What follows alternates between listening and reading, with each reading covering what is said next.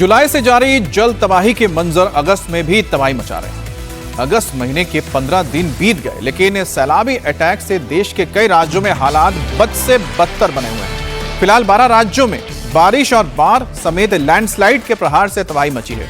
सिक्किम से लैंडस्लाइड की डराने वाली तस्वीर सामने आई है। गांव के इलाके के 40 से ज्यादा घर इस वक्त डेंजर जोन में हैं। असम, अरुणाचल में भी बाढ़ का विकराल तांडव देखने को मिला है। अरुणाचल प्रदेश में लैंडस्लाइड की चपेट में आने से 4 लोगों की जान चली गई और अभी भी कई लापता हैं। असम के बाद अब उड़ीसा में भी ग्राउंड पर हालात भयावह नजर आ रहे हैं। 6 जिले में भारी तबाही हुई है। 429 गांव डूब जाने के जोन में आ चुके हैं। लगातार बारिश और सैलाब और उसके अटैक से ग्राउंड पर हालात बेहद बदतर नजर आ रहे हैं। यूपी के सभी जिलों में तेज बारिश की चेतावनी है। लखनऊ में कुछ घंटों की बारिश से जल भराव हुआ है। मध्य प्रदेश, राजस्थान में भी बारिश और बाढ़ से हालात विकराल हो चुके हैं। धौलपुर में झरने में उफान के बाद कई लोगों की जान फंस गई। अब 2 लोग सैलाब की चपेट में आकर बह भी गए, जिन्हें रेस्क्यू किया गया। झारखंड, पंजाब, हरियाणा में भी तेज बारिश की चेतावनी दी गई और उत्तराखंड, हिमाचल में भारी बारिश का ऑरेंज अलर्ट जारी किया गया है। 6 तस्वीरें हैं और 6 अलग अलग जगहों की हैं और यहां पर कहानी एक ही है, वो है प्रहार, जल प्रहार। देश के 12 से ज्यादा स्टेट बारिश और बाढ़ की चपेट में है। कुदरत के कहर और तबाही की खौफनाक तस्वीर नॉर्थ ईस्ट से आई है, जहां वेस्ट सिक्किम के रिम्बी और सिंगलिटम इलाके में भारी भूस्खलन हुआ है।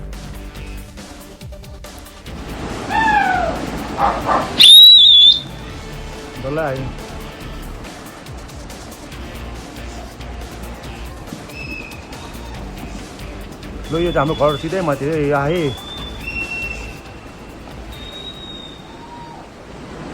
डल्लै आयो न्यू।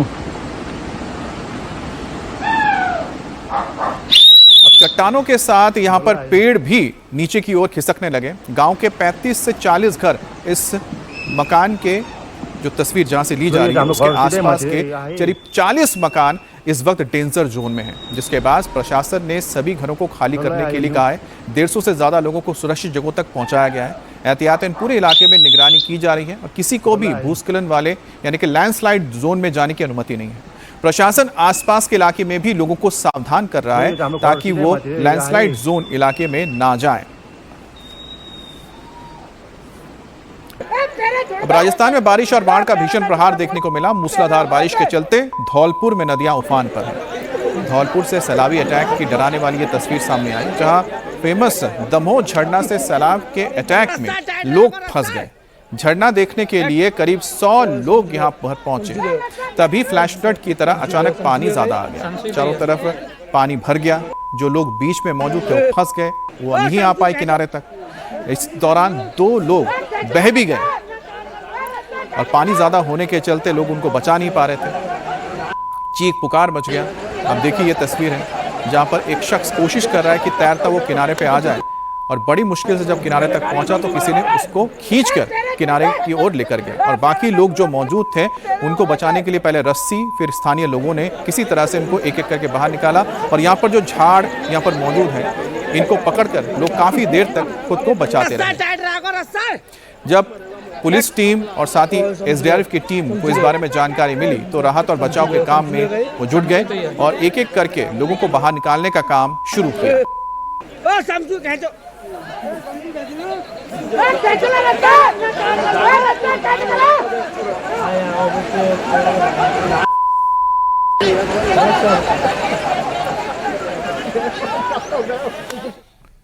बात करते हैं उड़ीसा के मयूरभंज की, जहां पर पानी के चलते इतना ज्यादा हाहाकार मचा है कि अब पूरा इलाका सिर्फ पानी में ही डूबा नजर आ रहा है और जल समाधि जैसे इस पूरे इलाके ने ले ली है।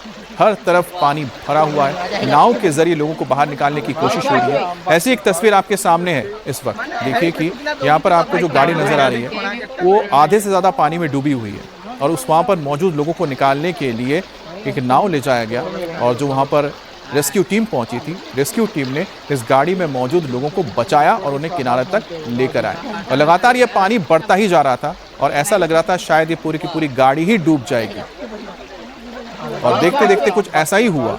अब देखिए कि वाटर लेवल कैसे लगातार बढ़ता हुआ जा रहा है, पानी का फ्लो यहाँ पर बढ़ता हुआ नजर आ रहा है। और जो यहाँ पर नाव गई है उसने बड़ी मुश्किल से बीच में फंसे इस गाड़ी से लोगों को निकाला है। और उसके साथ में देखिए आपको जो पेड़ पौधे नजर आ रहे होंगे, काफ़ी पेड़ पौधे डूब चुके हैं। तो इससे अंदाज़ा लगा सकते हैं कि किस तरह से पानी के प्रहार से ये पूरा इलाका मयूरभंज का इस वक्त दो चार है। और लगातार जो बारिश हुई है, नदी का जलस्तर बढ़ा है, उससे जो बाढ़ आई है इसने काफ़ी बड़े इलाके को अपनी चपेट में लिया है। और कई गांव, सैकड़ों की तादाद में गांव इस वक्त बाढ़ की चपेट में है। उड़ीसा में करीब 10 जिलों में हालात बेहद ही खराब हैं। जाजपुर की तस्वीर आपको दिखा रहे हैं, यहाँ पर 9 गांव डूब चुके हैं। 10,000 से ज़्यादा लोग बाढ़ से प्रभावित हुए हैं। सड़कों पर पानी बह रहा है, घर मकान सब डूबे हुए हैं। हर तरफ आपको सिर्फ पानी ही पानी नजर आएगा।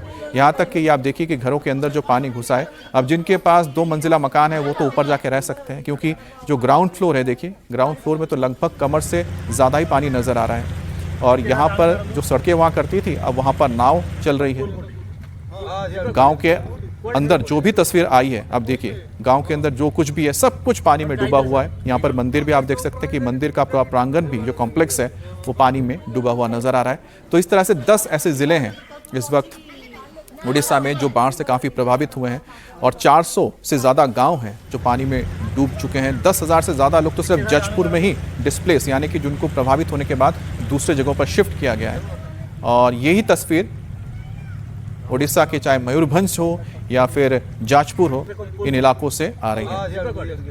और रेस्क्यू की टीम जो है लगातार गांव का दौरा कर रही है कि जो लोग फंसे हुए या फिर जो लोग नहीं निकलना चाह रहे हैं, जैसे कि आपने देखा कि जिनके 2 मंजिला मकान है, पक्के मकान है, वो घरों पर ही हैं, तो उनको चाहे पानी चाहिए, खाना चाहिए, दवाई चाहिए, ये भी पहुँचाने की कोशिश की जा रही है ताकि जो लोग अपने अपने घरों में हैं उन्हें किसी तरह की दिक्कत ना आए। अब जाहिर सी बात है कि पानी भर जाने की वजह से बिजली संकट भी पैदा होता है और जो लोग घरों में अपने रह रहे हैं उनके पास बिजली भी नहीं होगी। उड़ीसा के बालासोर में भी सैलाब की तस्वीरें सामने आई हैं और आप देखिए कि किस तरह से पूरा का पूरा जो ये मंदिर का प्रांगण है ये डूब चुका है। सड़कें सामने की पूरी तरह से पानी में डूबी हुई हैं। लोगों को सुरक्षित बचाने के लिए लगातार रेस्क्यू ऑपरेशन किया जा रहा है। रिहायशी इलाकों में सैलाब के पानी ने लोगों के घरों को काफ़ी प्रभावित किया है और लोगों के घर डूबे हुए हैं। हालांकि आप देख सकते हैं यहाँ पर कुछ बच्चे भी हैं जो इतना पानी भरा है उसका भी ये आनंद उठाते हुए नज़र आ रहे हैं और जो छलांग लगाई जा रही है। लेकिन ये बहुत खतरनाक भी होता है क्योंकि आप देखिए मटमैला पानी है, नीचे क्या है किसी को नहीं पता है। अब दूसरी तरफ आप देख सकते हैं कि किस तरह से जो पूरा मंदिर, उसके आसपास का इलाका, जो सड़क है, वो पूरी तरह से जल समाधि ले चुका है। अब आपको नॉर्थ ईस्ट के अरुणाचल प्रदेश लेकर चलते हैं। अरुणाचल प्रदेश में भी भारी बारिश के बाद बाढ़ आ गई है, काफ़ी तबाही भी हुई है। दिबांग घाटी की तस्वीर आपको दिखा रहे हैं जहां पर अचानक बाढ़ आने की वजह से सेना के 2 अस्थायी शेल्टर बह गए। अब तक 4 लोगों की मौत की खबर है, कई लोग लापता भी बताए जा रहे हैं। अपर सुबनसिरी जिले में रोड कंस्ट्रक्शन का काम चल रहा था जहां पर लैंडस्लाइड भी हुआ। पहाड़ी का मलबा अचानक सड़क पर काम करे मजदूरों के ऊपर आके गिर गया, जिसके चलते वो उसमें दब गए, मलबे में दब गए। कुछ लोगों को बचा लिया गया, कुछ लोग नहीं बचाए जा सके। मलबे को हटाने के लिए लगातार देखें हाथों से काम किया जा रहा है क्योंकि जो नदी का पानी बढ़ा है और तेज बहाव आया है उसने मिट्टी का कटान किया है जिससे आधी सड़क बह चुकी है। अब इस सड़क को बनाना फिर आगे रेस्क्यू करना बहुत मुश्किल काम है। और ये जो पुल भी आप टिका हुआ आप देख रहे हैं कि गनीमत है कि पुल अभी भी टिका हुआ है और जो पानी है लगातार बढ़ता हुआ जा रहा है। अरुणाचल प्रदेश में पिछले कुछ महीने से जब से मानसून ने दस्तक दी है लगातार बारिश हो रही है। अरुणाचल के अलग अलग इलाकों में काफ़ी तबाही हुई है और बताया जा रहा है कि काफ़ी सालों बाद इस तरह से लोगों ने यहाँ पर इतनी तबाही देखी है, इतनी बारिश हुई है जिसका असर अब वहाँ के लोगों के जनजीवन पर पड़ा है, लोगों के जीवन पर पड़ा है। सड़कें यहाँ पर बह जा रही हैं, लैंडस्लाइड की वजह से गांव यहाँ पर तबाह होते जा रहे हैं, लोगों के मकान यहाँ पर मलबे में दबकर ख़त्म होते जा रहे हैं, लोगों की जानें जा रही हैं। कई इलाकों का संपर्क टूट गया है और ख़ास तौर पे अरुणाचल प्रदेश, क्योंकि ये सरहदी इलाका है और चीन के साथ सटा हुआ इलाका है, तिब्बत के साथ। तो ऐसे में यहाँ पर सेना की जो मूवमेंट है और सेना की जो जवान यहाँ पर तैनात है उनके ऊपर भी लगातार खतरा बना रहता है। जैसा हम बता रहे हैं कि दिबांग में 2 सेना के अस्थायी कैंप्स इसमें क्षतिग्रस्त हुए हैं। अब एमपी के 12 जिलों में भी आज तेज बारिश की चेतावनी दी गई है और यहां पर भी हो सकता है कि कुछ इलाकों में पानी ज़्यादा आने की वजह से बाढ़ जैसे हालात बन जाएं। अब आपको हम दिखा रहे हैं सीहोर की तस्वीर जहां पर भारी बारिश के बाद जो आप ये डैम देख रहे हैं, ये चेक डैम बना होता है छोटा छोटा, ये चेक डैम्स पूरी तरह से ओवरफ्लो हैं। इतना ज़्यादा पानी आया है कि चेक डैम को पार करते ऊपर से पानी बहने लगा है। तो आप अंदाज़ा लगा सकते हैं कि सीहोर में पानी की जो कमी होती है, शायद अब कमी पूरी हो जाए, लेकिन पानी इतना आया है कि इसके वजह से अब लोगों की ज़िंदगी पर भी असर पड़ेगा। जो गांव हैं, जो खेत खलियान हैं, वो पानी में डूब जाएंगे, जिसका खामियाजा किसानों को भुगतना पड़ेगा, आम लोगों को भुगतना पड़ेगा। अब लगातार बारिश होने की वजह से ही मौसम की जो मार पड़ी है, उसी का नतीजा है। ये देखने में तो मंजर बहुत खूबसूरत है, तस्वीरें बहुत खूबसूरत है, लेकिन उतना ही ख़तरनाक है कि लगातार अगर इतनी बारिश होती रही है तो आप समझ सकते हैं कि निचले इलाकों में जहाँ से ये नदी गुजर रही है, उसके आसपास के इलाके में क्या होगा। जो खेत खलियान है डूब जाएंगे, फसल बर्बाद हो जाएगी, काफ़ी नुकसान होगा जो किसान वहाँ पर इस वक्त हैं। तो सीहोर की तस्वीर हम दिखा रहे हैं। मध्य प्रदेश में भी लगातार बारिश होने का अलर्ट भी जारी किया गया है। अब आपको उत्तर प्रदेश की राजधानी लखनऊ की तस्वीर दिखा रहे हैं। यहाँ भी बारिश हुई है। 5 घंटे लगातार बारिश के बाद आप देख सकते हैं कि क्या पूरी तरह से नालियाँ चौक हो चुकी हैं, पानी ओवरफ्लो हो गया है, सड़कों पर पानी आ गया है। अब जिसके चलते जो सड़कें हैं उसमें वाटर लॉगिंग की समस्या पैदा हो गई है। अब जो जा सकते हैं वो तो जा रहे हैं, लेकिन जो नहीं जा सकते हैं उनके लिए अब कोई रास्ता बचा ही नहीं है, क्योंकि यहाँ तो आप नाव लेके जाइए या फिर कोई आपको यहाँ से लेकर जाए। अब लोगों को देखिए अपनी गाड़ियाँ धकेल कर ले जानी पड़ रही है, क्योंकि जो साइलेंसर में अगर पानी चला गया तो फिर वो गाड़ी चलेगी नहीं। आप देख सकते हैं कि 2 व्हीलर्स जो निकाल के ले जा रहे हैं गाड़ी, उनके लिए ये सड़कें ख़तरनाक हैं, क्योंकि पानी अगर चला गया अंदर। और देखिए यहाँ पर जो आपके सामने एक गाड़ी गुजर रही है, इस गाड़ी का भी लगभग सामने का पूरा हिस्सा डूबा हुआ है, टायर पूरी तरह से डूबे हुए हैं, क्योंकि लगातार 5 घंटे के बारिश के बाद निकासी नहीं हो पाई है पानी की। अब उत्तराखंड की तस्वीर आपको दिखाते हैं। उत्तराखंड में भी भारी बारिश का अनुमान है। कई जिलों में ऑरेंज अलर्ट जारी किया गया है। अगले 4 से 5 दिनों तक मानसून के यहाँ पर सक्रिय रहने का भी अलर्ट किया गया है। और यही वजह है कि इस वक्त उत्तराखंड में जो नदियाँ हैं वो पानी से भरी हुई हैं। ज़्यादातर जगहों पे पानी इतना ज़्यादा है कि खतरे के निशान को पार कर चुकी है। बागेश्वर में ज़बरदस्त बारिश हुई, जिसके बाद आप देखिए कि कितना पानी यहाँ पर भर गया। इस साल 1300 मिलीमीटर बारिश हुई है, 1300 मिलीमीटर, जो सालाना औसत से 141% ज़्यादा है। अब पहाड़ों में बारिश होती है, जिसकी वजह से 12 महीने इन नदियों के ज़रिए पूरे भारत को, यानी मैदानी इलाकों में पानी आता रहता है। लेकिन जब एक हद से ज़्यादा पानी आ जाए तो आप समझ सकते हैं कि पहाड़ी इलाकों में भी जो लोग रहते हैं उनके लिए कितनी खतरा पैदा हो गया, उनके लिए कितनी मुश्किलें पैदा हो गई हैं। अब आपको हम प्रयागराज में गंगा और यमुना नदी का जलस्तर भी दिखा रहे हैं, जो तेजी से बढ़ती जा रही है। उफान पर है दोनों नदियां, घाट डूब चुके हैं। आसपास के जो निचले इलाके हैं वहां पर भी पानी भरना शुरू हो गया है। और बाढ़ की स्थिति के बीच प्रशासन ने अलर्ट जारी कर दिया है। लोगों को नदी किनारे ना जाने की हिदायत दी गई है। जहां सूखा हुआ करता था, आप देख सकते हैं वहां पानी भर चुका है। यहाँ तक लोग आके यहाँ पर संगम में डुबकी लगाते थे, लेकिन इस वक्त जहाँ पर सूखा था वहाँ पर भी पानी भर चुका है। आसपास के जो मैदान भी आपको दिखा रहे हैं, जहाँ पर कभी पानी नहीं होता था, यहाँ पर जो मवेशी हैं घास चढ़ने जाते थे वो भी पानी में डूब चुके हैं। क्योंकि पहाड़ी इलाकों में लगातार जो बारिश हो रही है उसी का असर है कि मैदानी इलाकों में, चाहे वो गंगा जी हो, यमुना जी हो, यहाँ पर नदी का जो जल स्तर है लगातार बढ़ता हुआ जा रहा है। अब चलते हैं जम्मू कश्मीर। जम्मू कश्मीर में भी खूब बारिश हो रही है। डोडा में भारी बारिश के बाद रिहायशी इलाकों में फ्लैश फ्लड का खतरा बढ़ गया है। और आप देखिए भद्रवाह इलाके में जब फ्लैश फ्लड आया तो क्या हाल हुआ।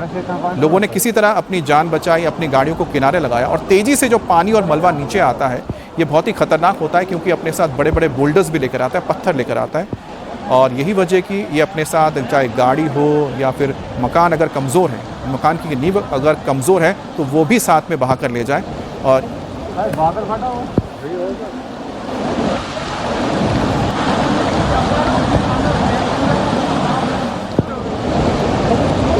फटा हो। अगर आपने सुना, इसमें वीडियो में वो बता रहे हैं कि ऊपर बादल फटा है और बादल फटने के बाद ही अचानक फ्लैश फ्लड आया है। ये पहलगाम की तस्वीर हम आपको दिखा रहे हैं। पहलगाम बहुत ही खूबसूरत जगह है, टूरिस्ट इलाका है और यहीं से अमरनाथ की यात्रा के लिए लोग जाते हैं। अब यहाँ पर भी देखिए जो इस नाले के ऊपर पुल बना हुआ था वो पूरी तरह से ख़त्म हो चुका है, तबाह हो चुका है। और पानी का प्रभाव इतना ज़्यादा था कि पूरा का पूरा जो ये पुल है अपने साथ ही बहा कर ले गया, जिसके बाद ये पूरी कनेक्टिविटी टूट गई है। तो कुछ गाँव की कनेक्टिविटी जो मुख्य शहर है पहलगाम का, जो टाउन है, उससे कट गया है। अब लगातार इसे मरम्मत करने का काम चल रहा था, लेकिन फिर से बारिश हो गई ऊपर, फिर से पानी का स्तर बढ़ गया, बहाव बढ़ गया और एक बार फिर से जो काम हुआ था वो बीच में रोकना पड़ा। और फिर से आपको हम डोडा की तस्वीर दिखाएंगे। अब पहलगाम की तस्वीर आपने देखी, डोडा की एक बार फिर से वो तस्वीर दिखा रहे हैं क्योंकि ये बहुत ही भयानक तस्वीर है। डोडा में इससे पहले लगातार जो बारिश हो रही थी, फ्लैश फ्लड हुआ था, उसमें लोगों के मकान तबाह हो गए थे, काफ़ी गांवों को नुकसान पहुंचा। तो एक बार फिर से बादल फटने के बाद आप देखिए कि डोडा के टाउन के अंदर क्या हालात बने। अब झारखंड के बोकारो की तस्वीर दिखा रहे हैं जहां पर लगातार बारिश के चलते डैम्स के सारे गेट खोल दिए गए हैं। तेनूघाट डैम पे भारी बारिश के चलते पानी का जो लेवल है लगातार बढ़ता हुआ चला गया, जिसके बाद तेनूघाट डैम के 2 दरवाजे हैं उनको खोल दिया गया, जिसके चलते नदी में पानी का लेवल बढ़ गया। अब जैसे ही डैम्स के गेट खोले गए और नदी में पानी का फ्लो बढ़ा तो आगे जो इलाके हैं, जो गांव पड़ते हैं, उनको भी इत्तला दी गई है कि बाढ़ का खतरा पैदा हो सकता है। उन इलाकों में अब पानी घुस सकता है। अब इसलिए किया गया क्योंकि डैम पूरी तरह से ओवरफ्लो कर रहा है। अब आपको हम हरियाणा के अंबाला की तस्वीर दिखा रहे हैं। बारिश से मौसम बहुत ही खुशगवार हुआ, लेकिन पानी भर जाने की वजह से जो कम्यूटर्स हैं, जो लोग बाहर निकले हैं, उन्हें काफ़ी दिक्कतों का सामना करना पड़ा है। जो डिलीवरी करने जाते हैं वो भी काफ़ी परेशान हैं क्योंकि पानी से निकलना उनके लिए बड़ा खतरनाक होता है। कहाँ पर गड्ढे हैं नहीं पता है, साथ ही साथ कुछ जगह पे पानी इतना ज़्यादा होता है कि गाड़ी के अंदर पानी चला जाता है, जिससे गाड़ी ख़राब हो जाती है। और कुछ लोग आप देख सकते हैं कि उनको ये देखना पड़ता है कि आखिर कहाँ से निकलें। अब बात करेंगे हम उत्तर प्रदेश के सीतापुर की, जहां पर 4 दिन से लापता नाबालिग का शव पेट से लटका मिलने के बाद एक्शन तेज हो गया है। पुलिस ने इस मामले में 3 आरोपी को हिरासत में लिया है, जिससे पूछताछ हो रही है। तो वहीं पर लापरवाही के आरोप में चौकी इंचार्ज को सस्पेंड किया गया और थाना प्रभारी के खिलाफ विभागीय जांच के आदेश दे दिए गए हैं। सीतापुर कोतवाली देहात के सहरोई गांव में 11 अगस्त की शाम से लापता किशोरी की डेड बॉडी मिली। 14 अगस्त को गांव के ही मजार के पास एक पेड़ से लटकते हुए शव मिला था। पोस्टमार्टम रिपोर्ट में मौत की वजह फंदे से लटककर होने की पुष्टि हो चुकी है। मामले में पुलिस ने मोहम्मद इलियास, रईस और सलमान उर्फ अरमान के खिलाफ मुकदमा दर्ज किया है, जिनको अरेस्ट कर लिया गया है और आगे की कार्रवाई की जा रही है। 4 दिन से बेटी हमारी गायब रही। दरोगा जी कहते रहे ढूंढो ढूंढो, अपने आप सिपाही ने कोई गलती साहब ना भाई हमारी मदद की। दरोगा जी की कोई ध्यान नहीं दी। कैसे क्या लटकी भाई इलियास, अफसर और रईस और सलमान, ये मार के लटका दिया। 8 मिनट 13 सेकंड बात की रहा है फोन पर। उसके बाद से हमारी बेटी गायब हो गई, फिर नहीं मिली। मांग उनका सजा हो चाहिए, लिखा जाए भैया। सीतापुर में मृतक लड़की के परिजनों का आरोप है कि किशोरी के लापता होने की सूचना पुलिस को देने के बावजूद नामजद आरोपियों के खिलाफ कार्रवाई नहीं की गई। परिजनों ने कचनार चौकी इंचार्ज पर भी लापरवाही बरतने का आरोप लगाया था। पुलिस की भूमिका को लेकर सवालों के बीच चौकी इंचार्ज को तत्काल प्रभाव से निलंबित कर दिया गया। वहीं पर थाना प्रभारी के खिलाफ विभागीय जांच के निर्देश भी दे दिए गए। 15 अगस्त को एक लड़की का शव कोतवाली देहात के कब्रिस्तान के पेड़ से लटका हुआ मिला था। तत्काल घटना का संज्ञान लेते हुए घटनास्थल का निरीक्षण किया गया। शव का पंचायतनामा भरकर पैनल से वीडियो रिकॉर्डिंग कराते हुए पीएम हित भेजा गया, जिसका अभियोग थाना कोतवाली देहात में पंजीकृत है। मुकदमे में नामजद तीनों अभियुक्तों को पुलिस हिरासत में लेकर पूछताछ की जा रही है। पैनल की पीएम रिपोर्ट के अनुसार एंटीमार्टम हैंगिंग आई है एवं शव 3 दिन से अधिक पुराना बताया गया है। इस संबंध में बढ़ती गई लापरवाही का संज्ञान लेते हुए चौकी इंचार्ज कचनार को निलंबित करते हुए प्रभारी निरीक्षक कोतवाली के विरुद्ध जांच कर आवश्यक कार्रवाई की जा रही है।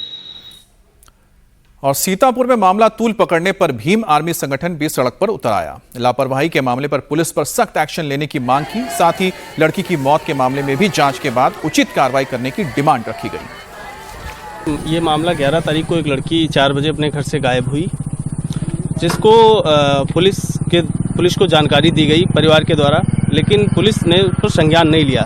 11 तारीख, 12 तारीख, 13 तारीख लगातार पुलिस से मिलते रहे। पुलिस ने बोला कि आप लड़की को खोजिए, मैं भी प्रयास कर रहा हूं, लेकिन वास्तव में पुलिस के द्वारा बहुत हीलावाली की गई, कोई भी उसमें जांच नहीं की गई, जिससे लड़की का शव कल मिला है।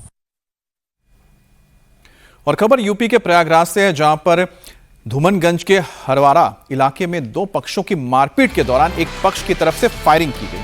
फायरिंग से इलाके में हड़कंप मच गया। मारपीट के दौरान दोनों पक्षों की तरफ से पत्थर भी फेंके जा रहे थे और इसी दौरान एक युवक ने कट्टे से फायरिंग कर दी। जब मामले की शिकायत के बाद धूमनगंज पुलिस ने गोली चलाने वाले युवक नबील को गिरफ्तार किया तो नबील पर पहले से ही कई मुकदमे होने की बात सामने आ गई। जो वीडियो सामने आया उसमें वो साफ साफ फायरिंग करता हुआ दिख रहा है। धूमनगंज थाने के प्रभारी धनंजय पांडे ने बताया कि गिरफ्तार युवक के कब्जे से तमंचा, जिंदा कारतूस भी बरामद किया गया।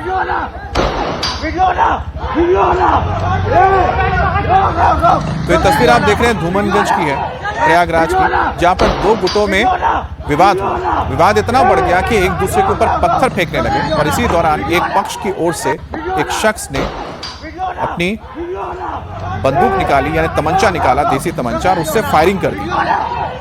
अब इस घटना के सामने आने के बाद पुलिस ने जब कार्रवाई की तो इस शख्स के पास से ये तमंचा भी बर्बाद कर लिया गया और कारतूस भी बरामद किया गया। उसके बारे में और भी जानकारी मिली कि उसके खिलाफ कई और केस दर्ज है। अब जम्मू कश्मीर में आतंक के खिलाफ सुरक्षा बलों का ताबड़तोड़ एक्शन चल रहा है। सिक्योरिटी फोर्सेस ने एक बार फिर से आतंकियों के साजिश को नाकाम कर दिया। पुंछ के सूरकोट इलाके में ऑपरेशन में बड़े आतंकी ठिकाने का भांडाफोड़ किया गया है और इस दौरान आतंकी अड्डे से भारी मात्रा में हथियार, गोला बारूद बरामद हुआ है। विस्फोटक भी मिला है। आतंकी ठिकाने से 6 IED, एक कम्युनिकेशन वायरलेस सेट और AK-47 राइफल के साथ 7 राउंड गोलियां मिली हैं। फिलहाल पूरे इलाके में आतंकियों की तलाश की जा रही है और ये पता लगाने की कोशिश हो रही है कि कब से यहां पर ये हथियार छुपा के रखे गए थे और अगर छुपा के रखा गया था तो इनका मकसद क्या था, क्योंकि 6 IEDs मिली हैं, यानी बॉम्ब्स मिले हैं जिनको सिर्फ प्लांट करना था। सुरक्षा बलों ने खुफिया इनपुट के आधार पर सूरनकोट सेक्टर में तलाशी अभियान चलाया। इस सफल ऑपरेशन में भारतीय सेना की 16 राष्ट्रीय राइफल्स, जम्मू कश्मीर पुलिस, केंद्रीय रिजर्व बल की 38वीं बटालियन शामिल थी और इस ज्वाइंट ऑपरेशन में 6 IED बरामद की गई और 6 IED का मतलब है 6 बॉम्ब्स इन्होंने तैयार करके रखे थे जिसका इस्तेमाल किया जाना था और साथ ही यहां से एक असॉल्ट राइफल AK-47 भी मिला है, जिसके बाद अब इस पूरे इलाके की जो तलाशी है बढ़ा दी गई है और ये पता लगाने की कोशिश हो रही है कि आखिरकार यहां पर यह हथियार, गोला बारूद कैसे लाया गया। वैसे लगातार जैसे अमरनाथ यात्रा की शुरुआत होने वाली थी उससे बहुत पहले से ही जो सुरक्षा बल हैं पूरे स्टेट में, पूरे राज्य में एक्टिव हो चुके थे। लगातार वो सर्च ऑपरेशन चला रहे थे, ऑपरेशन चल रहा था और उसी का नतीजा है कि अभी भी ये ऑपरेशन चलाया जा रहा है और इस तरह की घटनाओं को होने से पहले, यानी कि अप्रिय घटनाओं को होने से पहले रोका जाता है। जब 6 बॉम्ब्स मिले तो आप समझ सकते हैं कि साजिश कितनी बड़ी थी। बात करते हैं उत्तर प्रदेश के मेरठ की, जहां एक डिलीवरी बॉय को 5 मिनट की देरी से ऑर्डर पहुंचाने का काफी महंगा उतारना पड़ा कर्ज।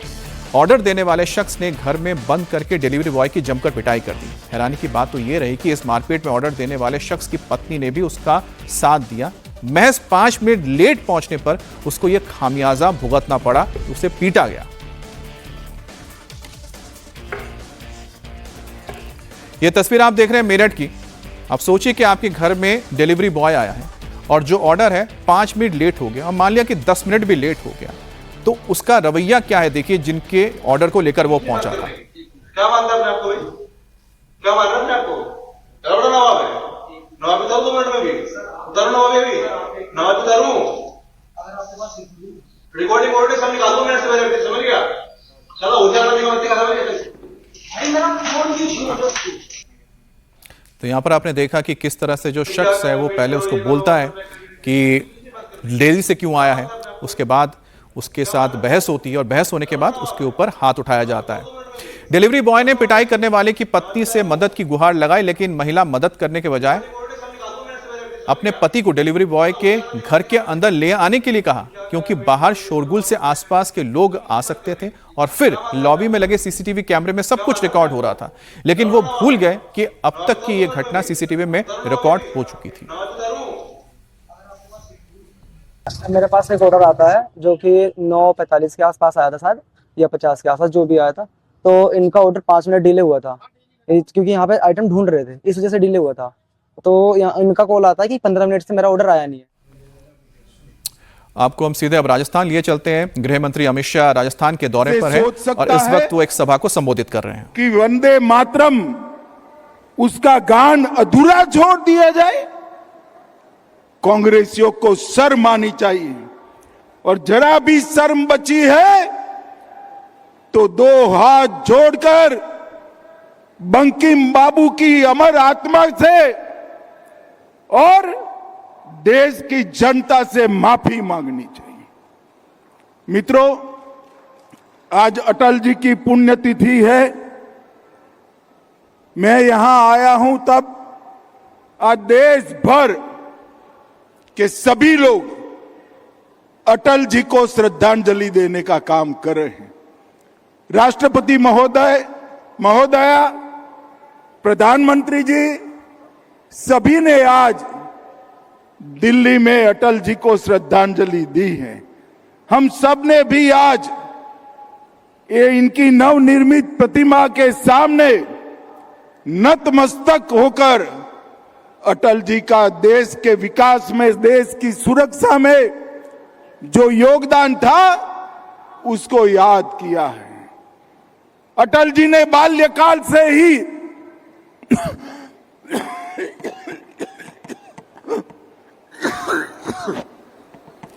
अटल जी ने बाल्यकाल से ही राष्ट्रभक्ति के रास्ते पर चले, राष्ट्रीय स्वयंसेवक संघ के प्रचारक बने, जनसंघ के कार्यकर्ता बने और सिर्फ 33 साल की आयु में बलरामपुर से सांसद चुने गए। तो यहां पर आप गृह मंत्री को सुन रहे थे, जिन्होंने कांग्रेस के ऊपर आरोप लगाया कि कल 15 अगस्त के कार्यक्रम के दौरान वंदे मातरम राष्ट्रगीत का अपमान किया गया और इसके लिए कांग्रेस को माफी मांगनी चाहिए देशवासियों से।